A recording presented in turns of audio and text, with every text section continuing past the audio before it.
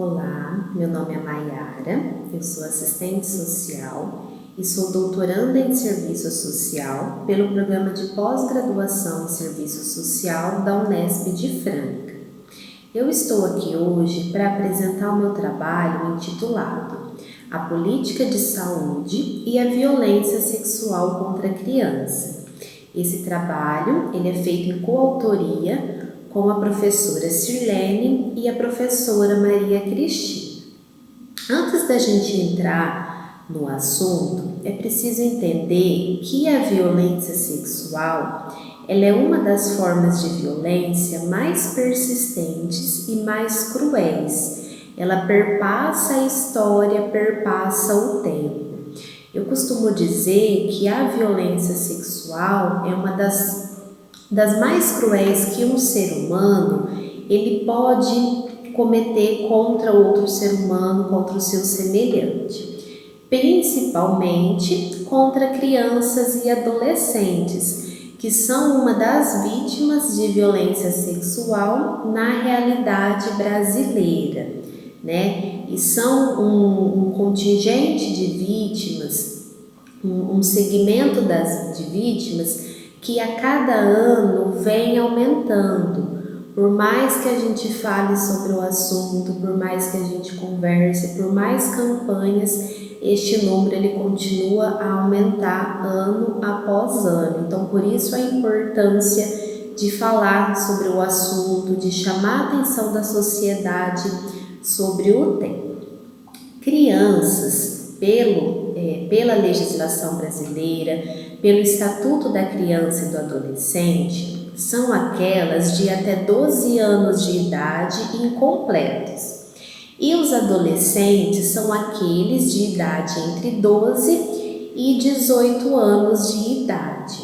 Então, esses são uma das vítimas da violência sexual no Brasil. A violência sexual, ela se apresenta sobre 3 modalidades.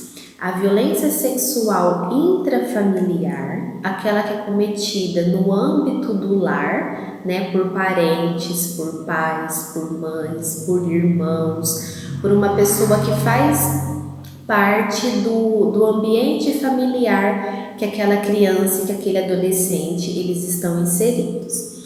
Outro tipo de violação é a extrafamiliar, aquela que é cometida por um desconhecido ou por alguém que faz parte da comunidade, do local que a criança reside. Essa violência ela também pode ser cometida em instituições, em abrigos de acolhimento de crianças e adolescentes também. A outra modalidade é a exploração sexual de crianças e adolescentes, aquela que tem o fim, né, de comercializar o corpo de crianças e adolescentes para satisfazer terceiros, e com isso tem uma rede, né, que é nacional, ela é local e ela é internacional também.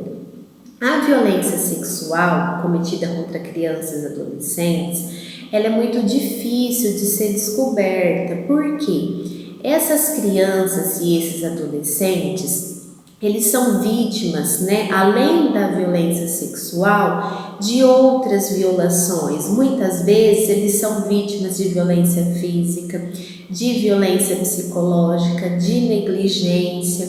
Essas crianças e esses adolescentes, eles são ameaçados, que se eles contarem isso para outra pessoa, algo ruim pode acontecer na família, que se aquela pessoa for presa, eles vão acabar passando por necessidade, ou ninguém vai acreditar quando eles falarem sobre aquilo.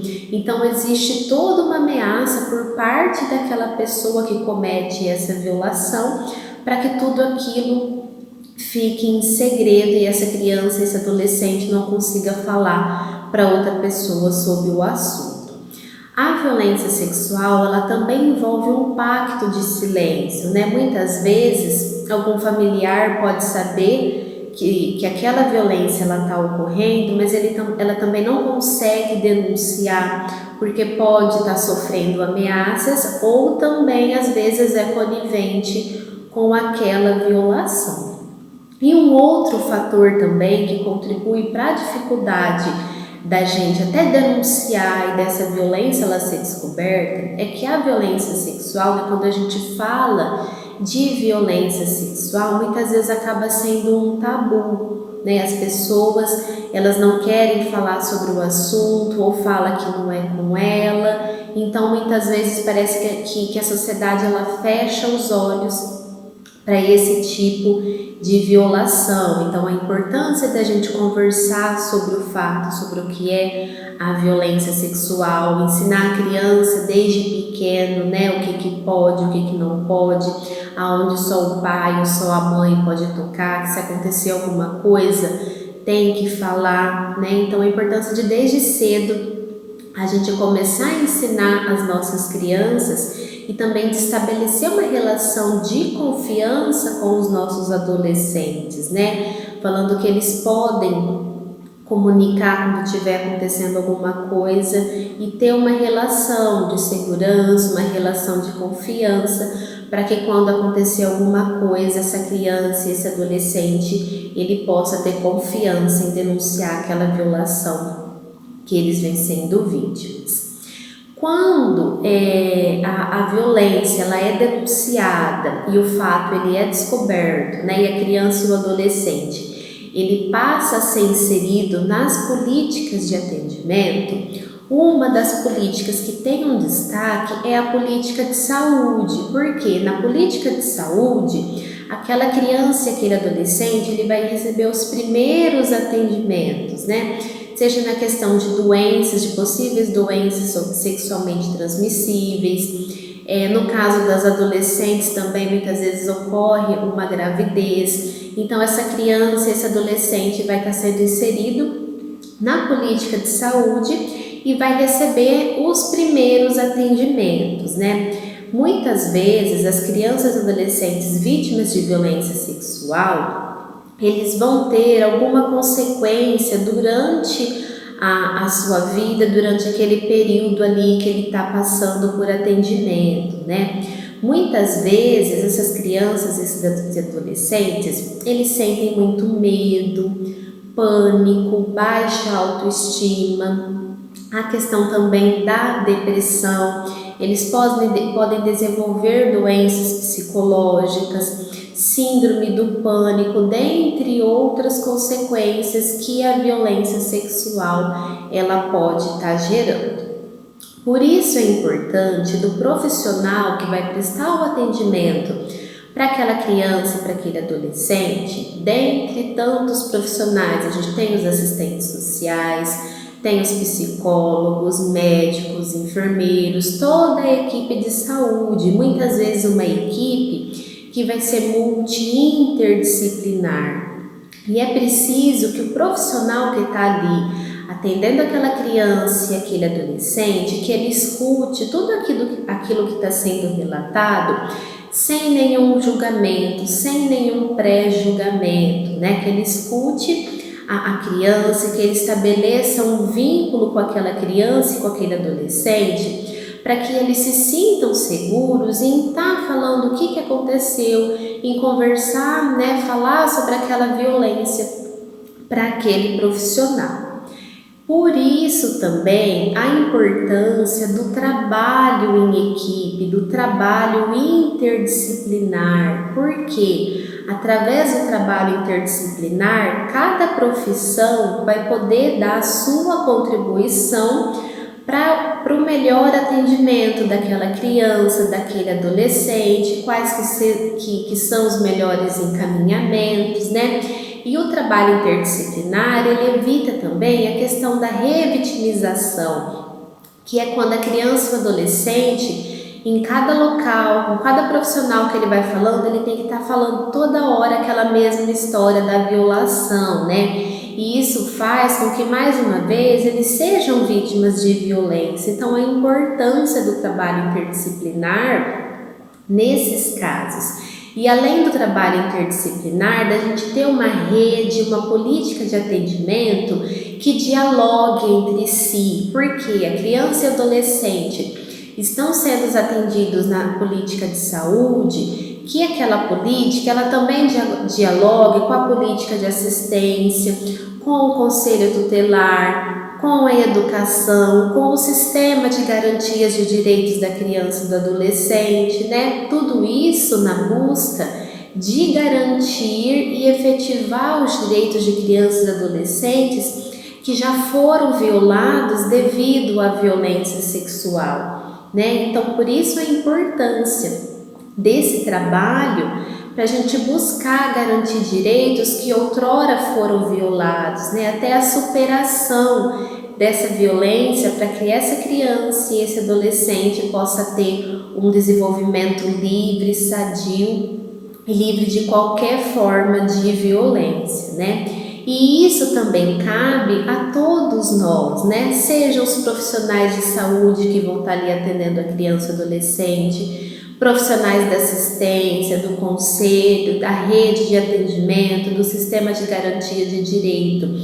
Esse dever é de todos nós, é eu como cidadã, eu enquanto assistente social, eu enquanto Maiara, eu enquanto pessoa, né? E você que está aí me ouvindo também. Por quê? Porque é importante da gente conhecer essa violação, todas as consequências que ela pode causar. Por quê? Porque quando eu posso estar escutando sobre isso, ou quando uma criança ou adolescente tiver um comportamento estranho, me relatar algo, eu posso identificar os possíveis sinais que essa criança e esse adolescente estão sendo vítimas de violência e saber para onde eu vou encaminhar, que eu possa ter coragem e fazer realmente a denúncia, né? Que eu não escute um fato de uma criança e um adolescente que está sendo vítima de violação e que eu não faça a denúncia, pelo contrário, que eu pegue lá e denuncie. Aqui no Brasil, um canal de denúncia muito importante que a gente tem, né, que ele é vinculado ao governo federal, é o Disque 100.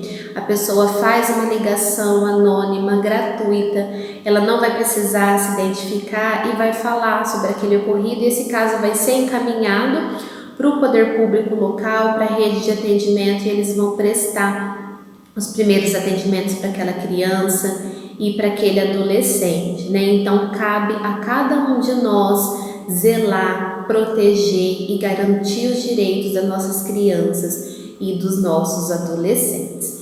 E aí eu convido vocês a depois, né, dar uma olhadinha no trabalho completo, aonde a gente vai poder conversar, né, falar um pouquinho também de como que é realizado o atendimento na saúde, a importância do atendimento interdisciplinar, qual a importância, né, dessa criança, desse adolescente passar pelo atendimento na saúde, o atendimento com médicos, com psicólogos também, né, que isso é muito importante, porque se essa criança, esse adolescente não tem esse atendimento, isso pode ocasionar em traumas futuros, né, então a importância de uma política articulada da inserção da criança e do adolescente vítima de violência sexual na política de saúde. E mais uma vez, para terminar, eu peço que você que está me escutando agora, que está me vendo, se você sabe de algum fato, se você suspeita de algo, denuncie. Por quê? Porque esse caso, quando ele vai ser denunciado, como eu já falei anteriormente, o poder público, a rede de atendimento, ele vai começar a investigar, dar andamento no caso. Se não for, tudo bem, mas e se for, né? Se for, você está garantindo ali que direitos de uma criança e de um adolescente que estão sendo violados deixem de ser, para que essa criança, esse adolescente possa ter um desenvolvimento livre de toda e qualquer forma de violação, né? E isso tem que ser feito hoje, tem que ser feito agora, não tem que ser feito somente em maio, que aqui no Brasil é um mês específico, né? O 18 de maio, que é uma data que a gente tem toda uma mobilização nacional de enfrentamento à violência e exploração sexual contra crianças e adolescentes. Então, que o 18 de maio também ele possa ser todo dia, que não seja só lá no 18 de maio, que ele aconteça de janeiro a dezembro, né, de dia após dia, de segunda a segunda, que todos nós engajamos e nos encontremos na luta pela defesa dos direitos de crianças e adolescentes. Obrigada.